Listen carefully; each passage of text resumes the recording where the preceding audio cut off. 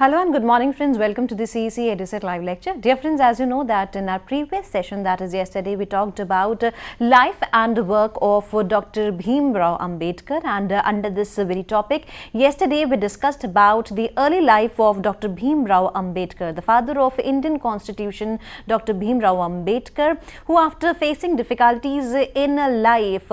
paved the way towards the life and he got a higher education. He faced all the atrocities of the society in terms of untouchability. The untouchability was one of the social evil which was most prevalent at the time. Dr. Bhim Rao Ambedkar not only find the way for himself, but the current society which is living under an open sky today is all because of his contribution. So dear friends, we would be continuing our lecture further on Dr. Bhim Rao Ambedkar, and today we are basically going to study about his work as well as his contributions to the society. So dear friends, for this discussion we have once again with us in our studios Dr. Rakesh Kumar. Dr. Rakesh Kumar is Assistant Professor in University School of Law and Legal Studies, Guru Gobind Singh IP University. So without wasting any time, I would like to welcome our guest Dr. Rakesh Kumar. Dr. Rakesh Kumar, welcome to the Edusec lecture. Thank you, Geetika, and good morning, listeners. In my study lectures, I have given you the brief sketch of the early childhood of the Dr. Bhim Rao Ambedkar and the kind of difficulty to which he has passed.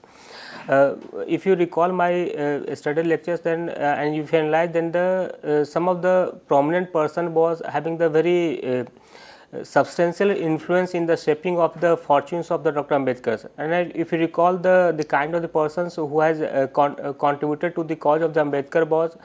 first was his school teacher Prentsev. Though he being a Brahmin, but he was very kind hearted to the Ambedkars, and other teacher which has contributed significantly to the lifestyle of the Dr. Ambedkar was the teacher of the school whose name was also Ambedkar, and he was so much fond of the Ambedkar was that every day he was bringing his lunch and sharing with the Ambedkars. And in turns, Ambedkar was also very much influenced by this kindness of his teachers, and later on he decided to change his surname from the Bhim Rao Sakpal to the Bhim Rao Ambedkar. And it is on the insistence of his teachers, then his name was finally changed to the Bhim Rao Ambedkar. And apart from this, some other person who has also contributed to his cause was that one was the Kaluskars and the Sri Bole who was the social reformers, and he was also having the substantial interest in the kind of the concerns which was being shown by the Ambedkar from very early childhood, and the kind of difficulty to which he has to pass because he was born in the family of the untouchables. And the other person which has contributed to his fortune was that the Maharaja of the Baroda, because if you recall my study lectures, then what I stated that in year 1913 the Maharaja of Baroda has announced that he will send some of the bright students for the higher study in the USA.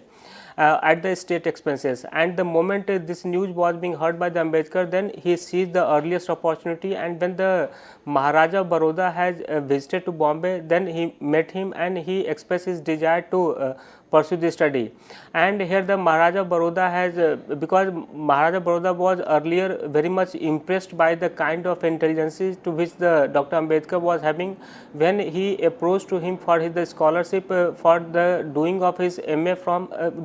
for his BA degree from the Bombay. So since he was already knowing the Ambedkar from the quite long time, so what happened when he approached, then he asked him to meet the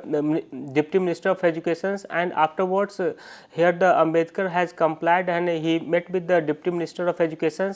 and afterwards agreement was being signed between the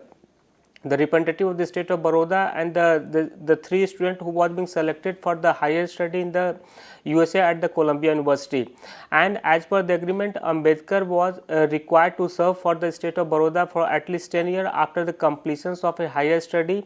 in USA, and it was also being prescribed that he will only pursue the course which will be prescribed by the state of Baroda. So here after the signing of this agreement, here the Ambedkar has reached to the New York in July 1913, and after reaching that, after moving from here and there, he finally settled down in a very small place that is known as the Livingstone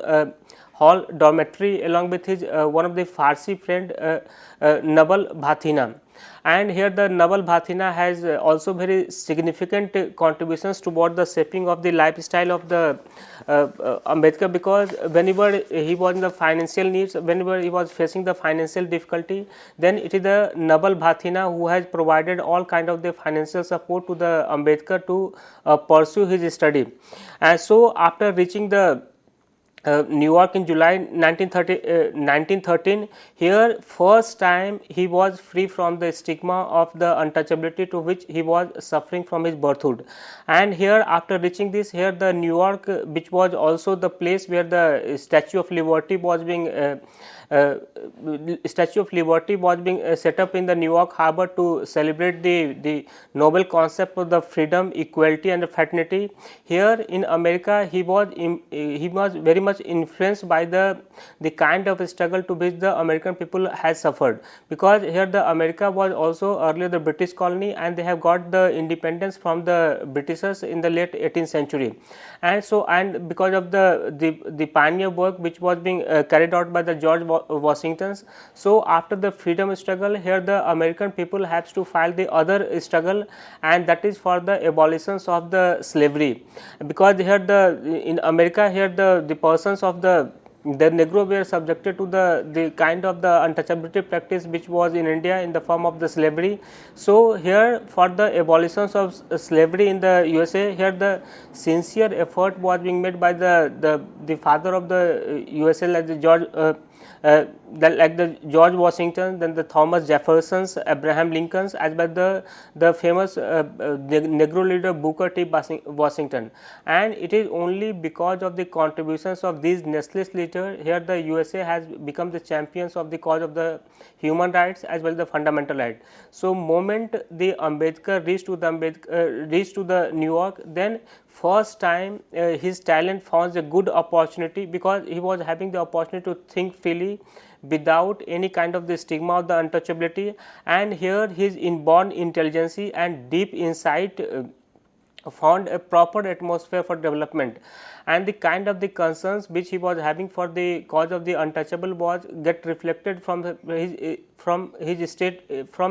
student age also, because when he was studying in the USA, then at that point of time there is a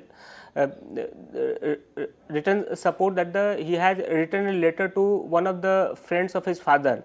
and in that letter he has clearly mentioned that if the India has to come out from the all kind of the stigma and all kind of the backwardness, then the single most issue that needs urgent attention is the study of the women's, and here the study of the women is the foremost requirement for the social reconstructions as well the social movement of India, social awakening of the peoples of India. So this is the kind of concerns which was shown by the Ambedkar when he was a student itself. So after reaching there, here he decided to give his entire emphasis on the study itself, and he enrolled himself for the MA programs in the Columbia University, and for this he was having the opportunity, and he has opted for the diverse and difficult paper at that point of time, and the kind of the paper which was opted by the Ambedkar for study was something like the political science, the moral philosophy, the anthropology, sociology, economics, and in that stage he was working almost for 18 hours a day. And he was hardly having any time for any kind of recreational activity, and soon in year 1915 he was awarded the MA degree for the thesis for which he has submitted regarding the ancient Indian commerce. So after the completions of his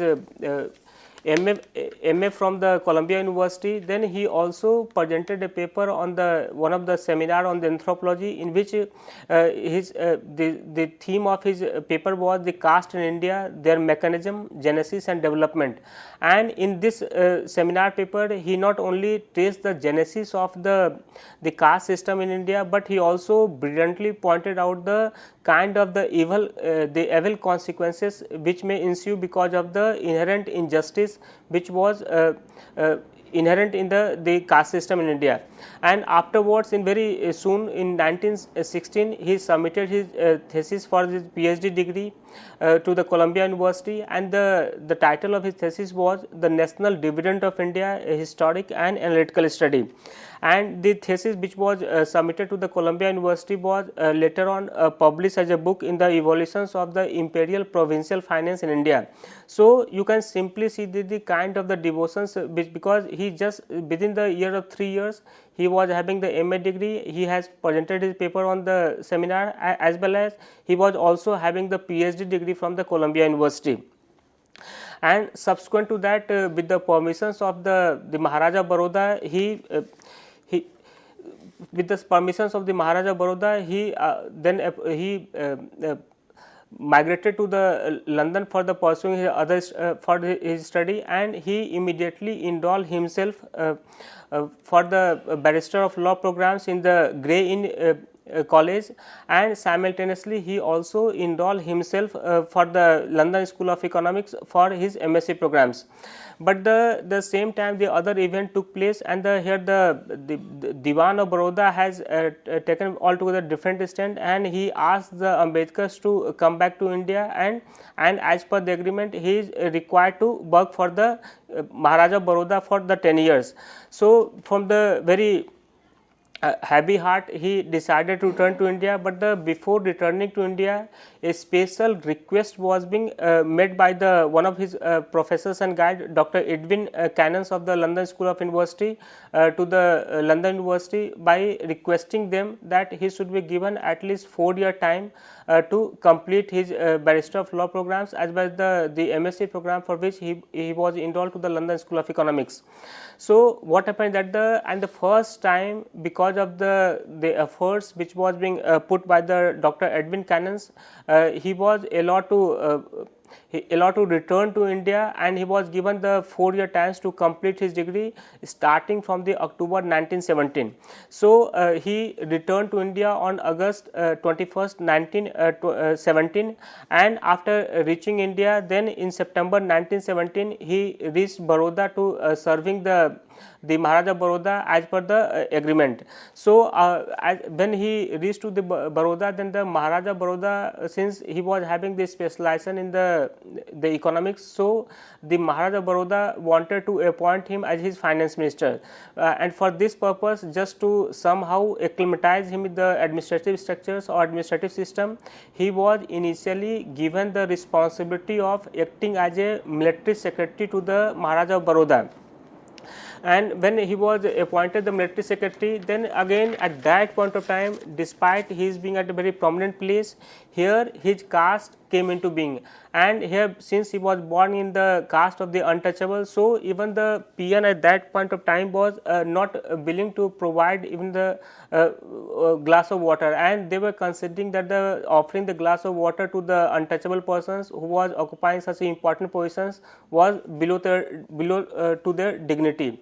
And apart from this, the other event which has also shaken the mindset of the Ambedkar was that when he joined the military as a military secretary in Baroda, then none of the hotel in Baroda was willing to provide him the accommodations. So he was very much distressed and disheartened by the kind of attitude which was prevailing in that point of society. So he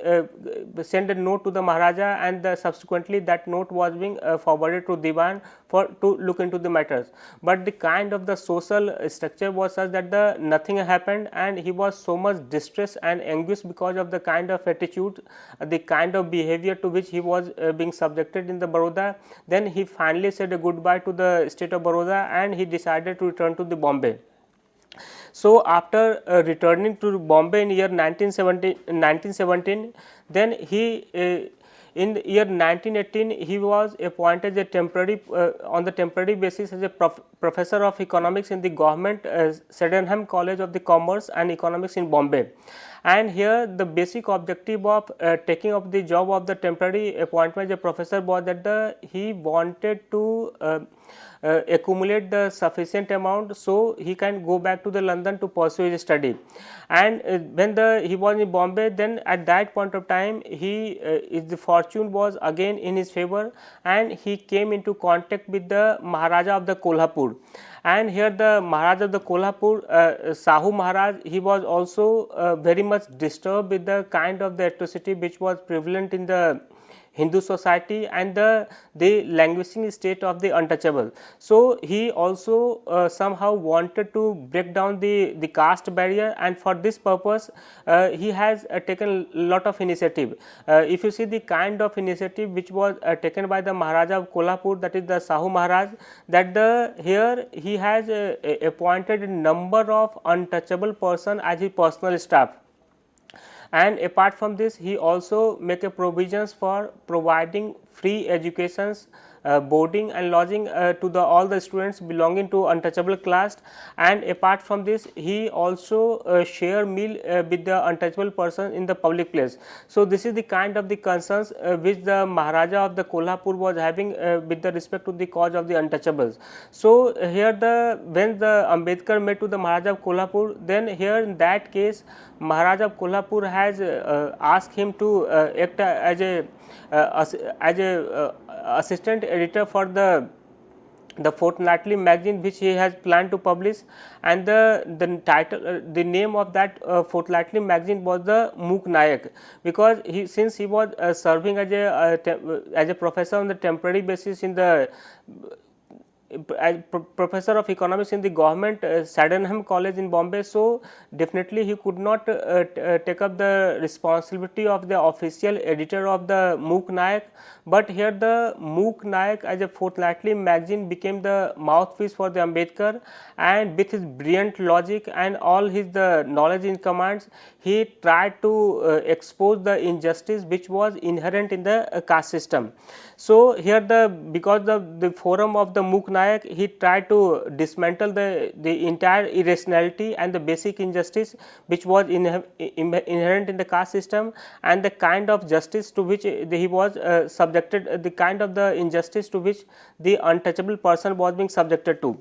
And despite serving such a important positions as a professor, still he decided to continue in the 2-room accommodation which he took when he was the student in the BA, and he continued to live in the improvement trust in the Parels, and at same time he keep accumulating money for his higher study in the London. So what happened that when he decided to go back London for completions of his MSc program in the London School of Economics, as well as the Grain College where he has enrolled himself for Barrister of Law, here the kind of some kind of the financial support was also being provided by the Maharaja of the Kolhapur, and here the 5,000 loan was also being given by his old time friend Naval Bhathina. So and whatever the money he has accumulated by that time, so he somehow got the encouragement to go back to London to complete his study. So after here, so in 1920 he decided to proceed to London because of the financial contributions by these 3 persons. So after reaching London, he was working. He has spent a considerable point of time in the London Museum Library, and because since he was belonging from the poor family and he was given extension, so he was not having the liberty to stay in the hostel. So after searching here and there, he finally decided to stay as a paying guest in one of the boarding house owned by the stern lady. And when he was staying as a paying guest, then he was being merely provided breakfast and dinner, and even he was not having the sufficient money to have the food outside outside place, and even he was not having the sufficient money to travel from the available means of the transportation like the railway or the other means of the transportation. So he used to travel on his foot for such a long distance, but at the same time his entire focus was to somehow complete his the MSc from London School of Economics as well as the Barrister Law programs.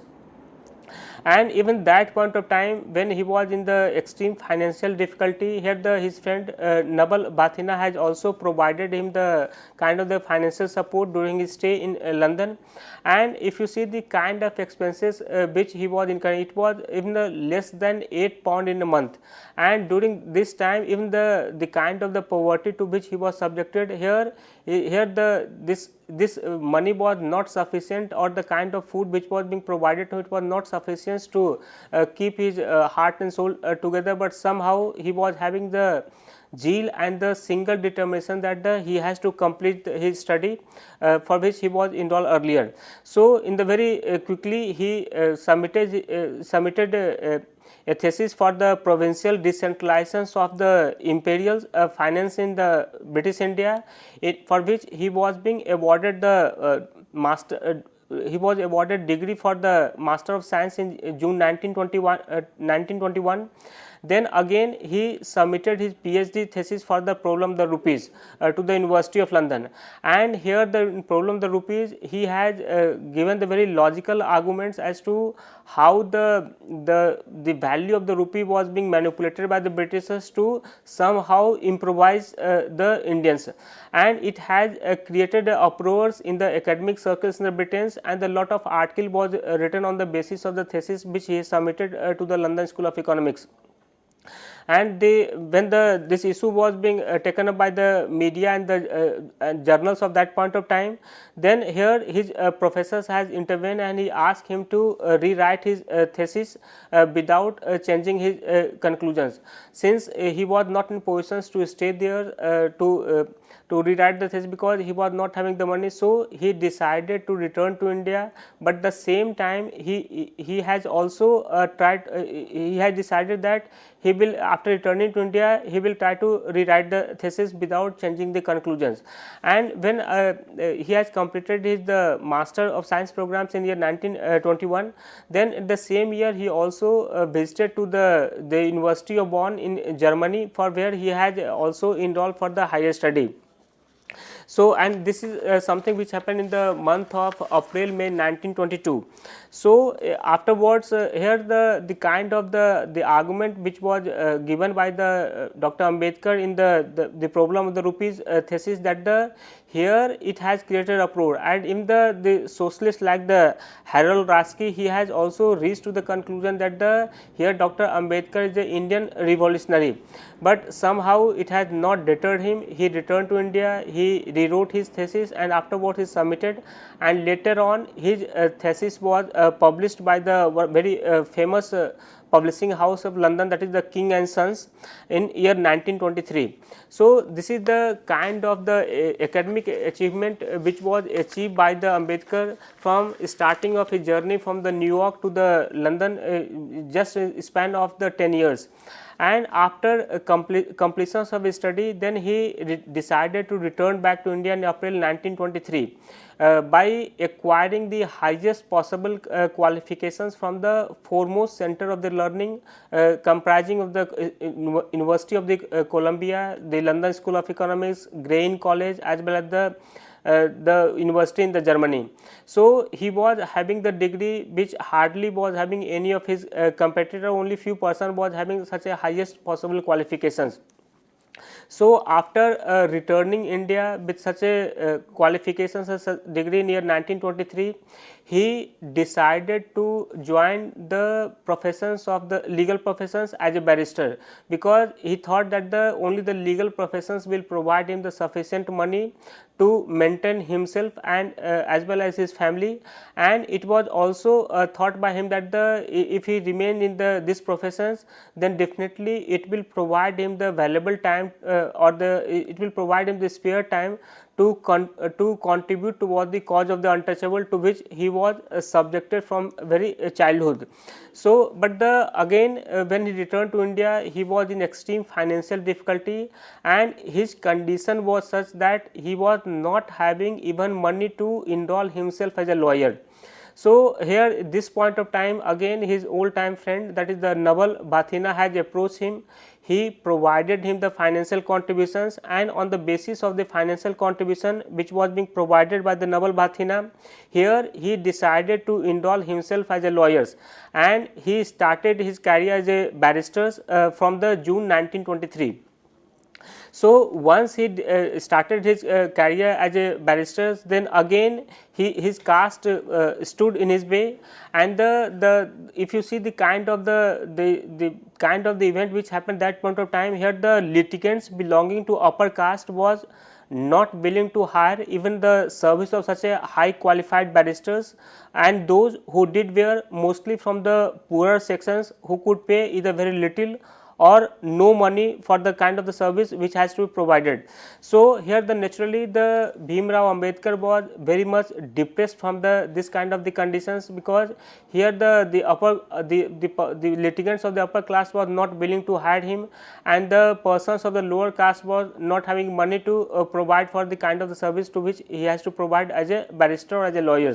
So what happened that the and if you see that point of time, then that point India was under the British rules. So here the most of the judges were the Europeans, and there was also a widespread belief among the Indians that if they hired the service of the European lawyers, then that will be the key for winning the case. So this is also something which acted as a disincentive for the Ambedkars. And apart from this, here the some of the persons who were working as a solicitor in Bombay, even they were not willing to have the any kind of business from the such a untouchable persons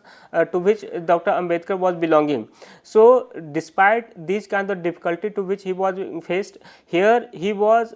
confident that the one day he will be somehow able to stands before the High Court of Bombay with the full dignity, and when the system of the untouchability will be removed.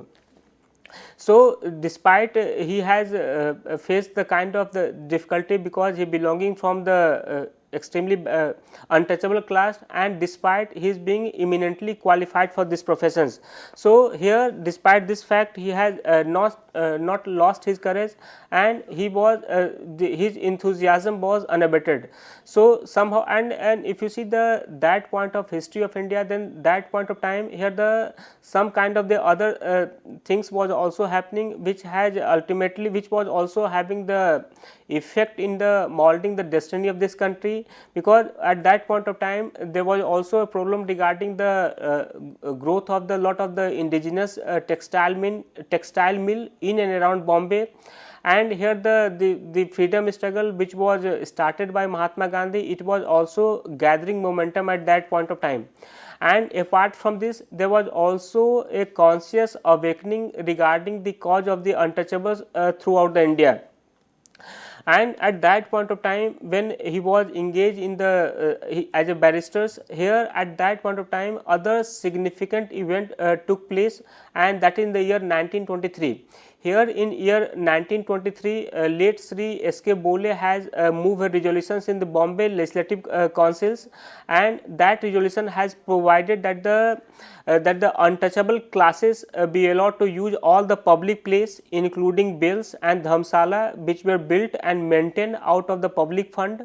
or administered by the government bodies, or created by statute, as well as the public school, court, offices, as well as the dispensary. So this kind of the directives which was being this kind of the resolution which was being passed by the Bombay Legislative Councils on the resolutions which was moved by the Sri S.K. Bole on August 4, 1923. And after passing of these resolutions, again the directive was being issued by the government of Bombay Presidency, here directing all the department under the its jurisdictions to implement to give effect to the resolutions which was being passed by the Bombay Legislative Council. And here the directive has clearly stipulated that all the public places and institutions belonging to the or maintained by the government should be thrown open to the members of general public. And here the district collector was also being advised to somehow ensure the implementations of these regulations by the local bodies. But despite here this kind of resolution which was being passed, here the similar kind of directives was also being issued to the chairman of the Bombay Improvement Trust as well the municipal commissioner of the Bombay city for giving effect to the council resolutions regarding the public places under their control.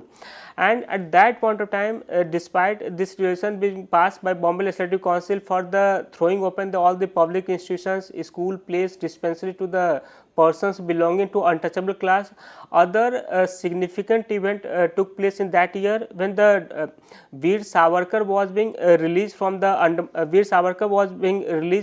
Andaman jail after serving 12 years of imprisonment, and he returned to the Ratnagiri in year 1924. And apart from this, on here the Mahatma Gandhi, he was also serving in the Yerwada jail. He also for the 2 years he was also released from the jail on account of the ill health. And after the release, both the Veer Savarkars as well as the Mahatma Gandhi has taken up the cause for the social upliftment of the untouchables and the consolidations or unifications of the Hindu society through the programs and style of the functioning which was different from each other. So, as far the if you see the contributions of the Savarkar is concerned, here he started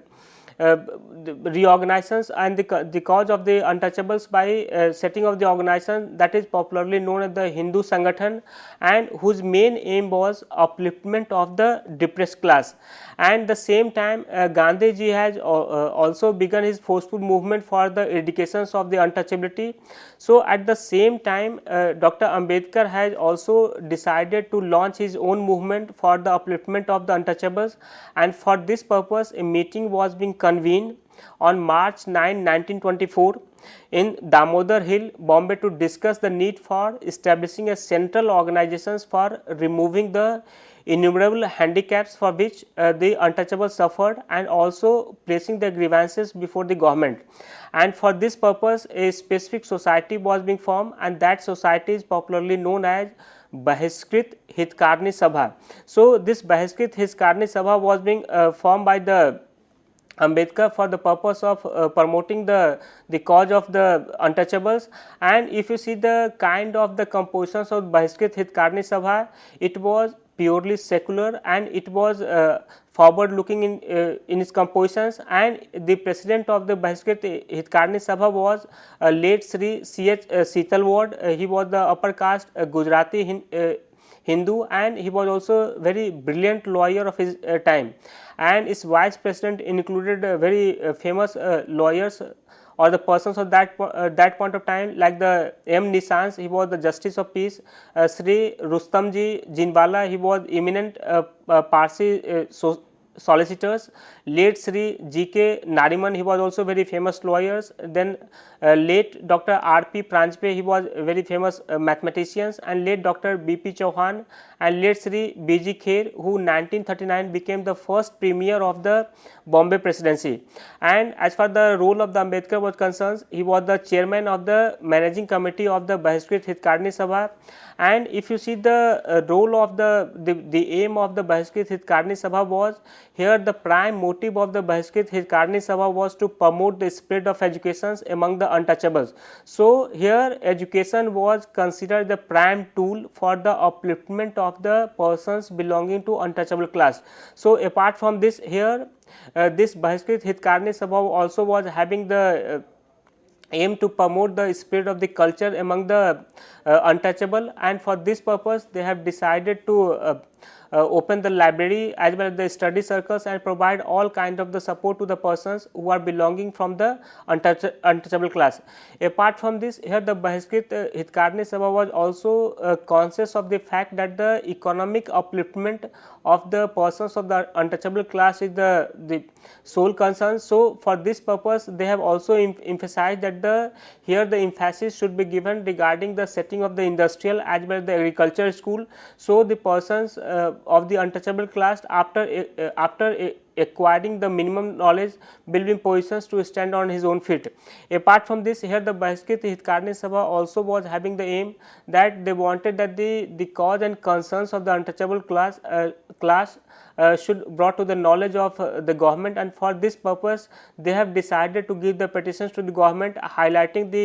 the concern, the difficulty to which the persons of the untouchable class was being subjected to. So, if you see the approach which was being adopted by the Ambedkars through his forum like the Bahishkrit Hitkarni Sabha, here the same point of time some other kind of the social reform was also going on in the our Indian society, and the two which I have discussed just now, that is the one of the organization which was working for the cause of the untouchable was the Veer Savarkars, and other was the concerns which was being shown by the father of the nation Mahatma Gandhi when he decided to highlight the plight of the untouchables by writing a different articles in his famous journals Harijans. So, if you compare the reforms which was started by all these and the kind of reforms which was initiated by the Ambedkar, here if you see the approach of the Ambedkar was, then the Ambedkar was the firm view that the complete reorganizations and reconstructions of the entire Hindu society is the prime conditions for the upliftment of the positions of the untouchable persons. And here at that point of time, if you see that we also have the other organization like the Justice Ranade has started the one of the programs like the social conference, for which he has given emphasis on so much of the deformity which has crop up in the Hindu society, like the widow remarriage, then the child marriage. So, he wanted to reform, and as well also we had the system of the sati. So, he wanted to abolish this and he emphasized on the widow remarriage. And apart from this, we also had some of the other organizations which were also engaged in the removing this social status of the untouchable. One of them was the Pratna Samaj and other was the Brahm Samaj, and apart from this the Gandhiji approach through the Harijans. But if you compare the approach which was adopted by all these organizations and the approach which was adopted by Ambedkar, the Ambedkar approach was altogether different, and it was more revolutionary, it was more challenging, and he was having the total and the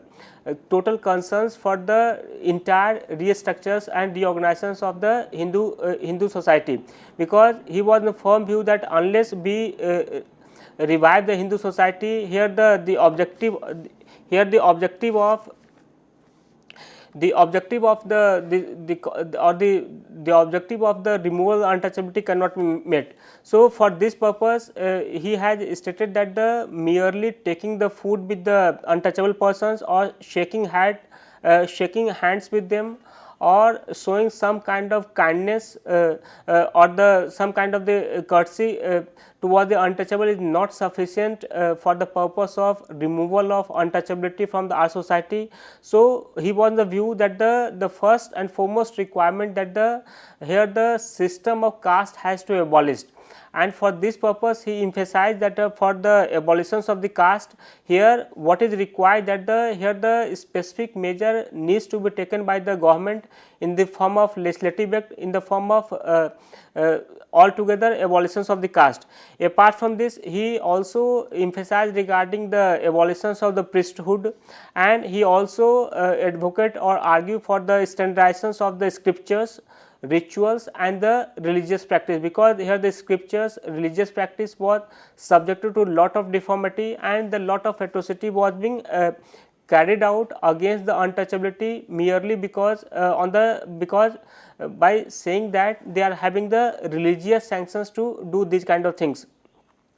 But one thing was common, that all these social reformers including the Gandhi and the Ambedkar, he was having the sole goal to somehow ultimately remove the untouchability from our society. And for this purpose, here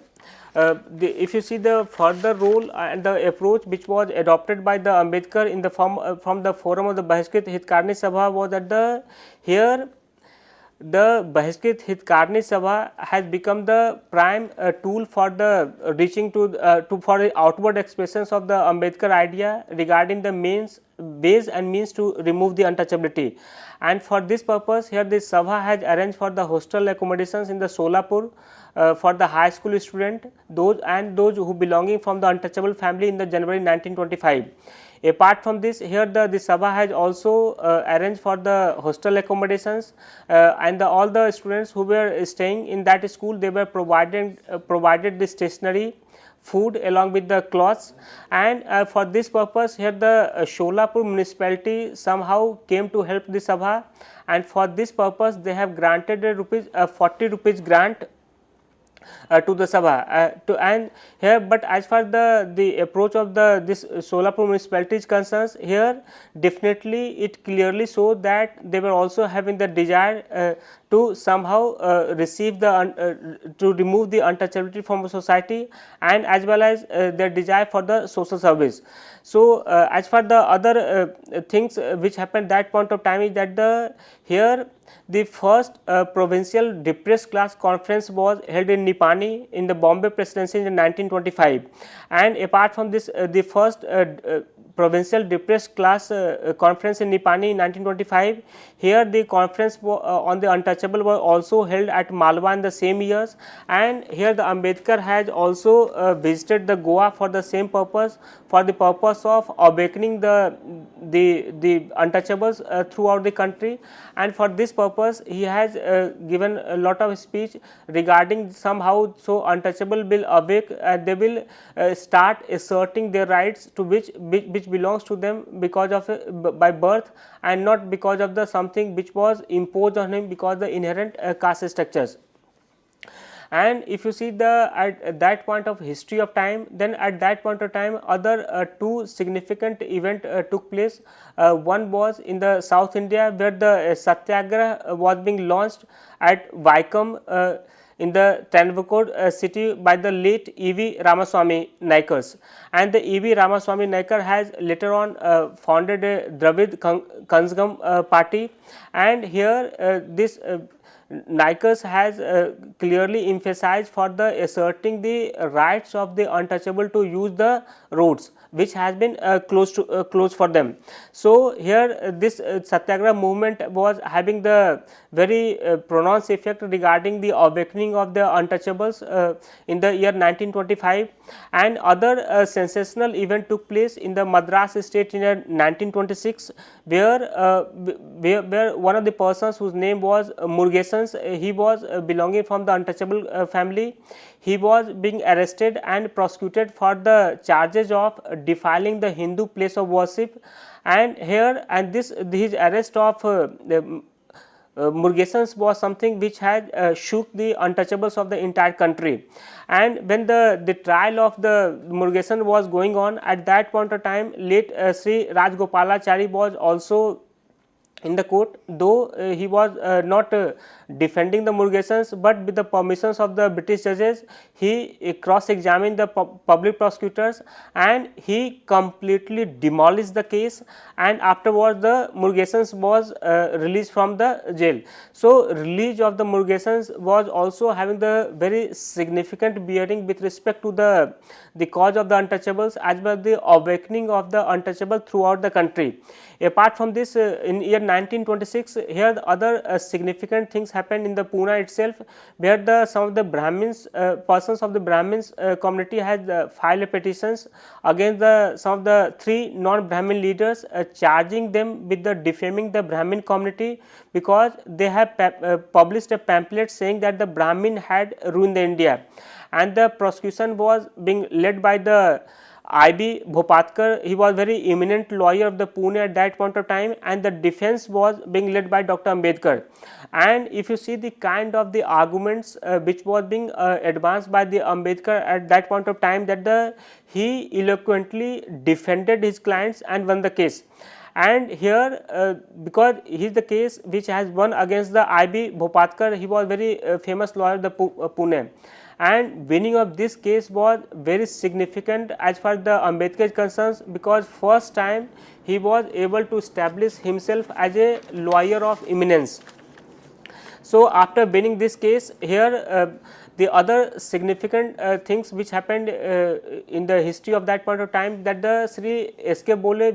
who had earlier moved a resolutions, here he moved a second resolution in Bombay Legislative Council on August 5, 1927, recommending that the government of the Bombay Presidency may not give grant to those municipality and the local body which failed to give effect to the earlier resolutions passed by the council 3 years ago. And here at that point of time, other things which was having the effect regarding the fortunes of the Ambedkar was that in year 1926, here the post of the principal was fall vacant in the Sydenham College, Bombay. And for this, here definitely because of the kind of the academic qualification which Ambedkar was having, definitely he was the front runner for this post, and for the appointing him as a post of the principal of the Sydenham College, Bombay, here his case was being taken up from the Dr. R.P. Paranjpe, as well as the Deputy Minister for Education by persons not less than the Sri Kaluskars. But somehow here the Kaluskar pleading was not sufficient to somehow convince the Paranjpe to appoint the Ambedkar for the post of principals in the Sydenham College. So, what happened that instead of appointing as a post of the principals, he was being offered the post of professorship, to which Dr. Ambedkar has politely refused. But the meantime, Dr. Ambedkar has joined the Bartley Boy Accountancy Training Institute to teach mercantile law. The basic objective of the joining as for the temporary basis on the Bartley Boy Accountancy Training College was that since he has given sufficient time for the cause of the untouchability, and he was not having the sufficient means to somehow pursue for his livelihood. So, what he thought that once he will join the temporary post on the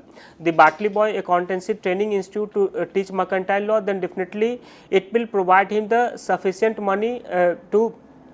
maintain his family, and at the same time he will keep pursuing for the cause of the untouchable class. Then afterwards, the other significant things happened in year 1927, when the meeting was held in the Koregaon Bar Memorial in Pune, where on the behalf of the depressed class, which was attended by the many prominent persons of that point of time, and Dr. Ambedkar has also attended that Koregaon War Memorial Conference, and in that conference Dr. Ambedkar has exhorted that the untouchable to agitate against the patently discriminatory policy in order to compel the government to remove the ban on the untouchable from entering the armed forces, because at that point of time here the Britisher has issued declarations or order that the untouchable persons are not fit for the military service. So, for here he has used the platform of the Koregaon War Memorial to somehow pressurize the government to remove this kind of restrictions which was being imposed on the untouchable from entering the military service. And year 1927 was also significant as far the Ambedkar is concerned, because that year he was being nominated as one of the members of the Bombay Legislative Councils, and after joining as a member of the Bombay Legislative Council, it has provided him the appropriate forum for agitating the cause of the untouchable class. So, moment after becoming the members of Bombay Legislative Council, the first thing which the Ambedkar did is that he asked for the implementations of the Bole resolutions which was passed in year 1923 by Bombay Legislative Councils and reaffirms again by the council in 1926. And apart from this, the one important things which was having the very significant bearing with respect to the cause of the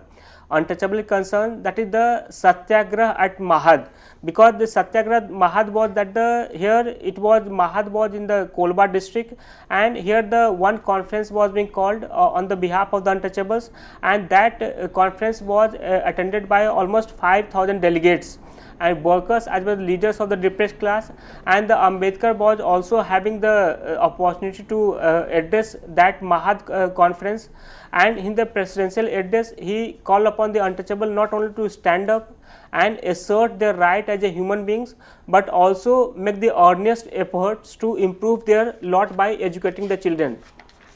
and in that conference he has also requested the person belonging to untouchable class to give up some of the bad habit like the eating of the rotten flesh or the food thrown by the high caste, and he also asked them for agitated for removal of the ban and that was imposed on the entry of the untouchable in the armed forces. And he also emphasized that the persons of the untouchable class should compulsorily enroll himself for the military, because here the military, the education was compulsory for the children of the armed persons. So what he was thinking that once the persons of the untouchable class will join the military services or armed forces, then definitely it will provide the opportunity for the study of their children. So what happened that when Mahat conference was going on, at that point of time there was one famous tank that was known as the Chowdar tanks. In Chowdar tank, it was not open for the persons of the untouchable class,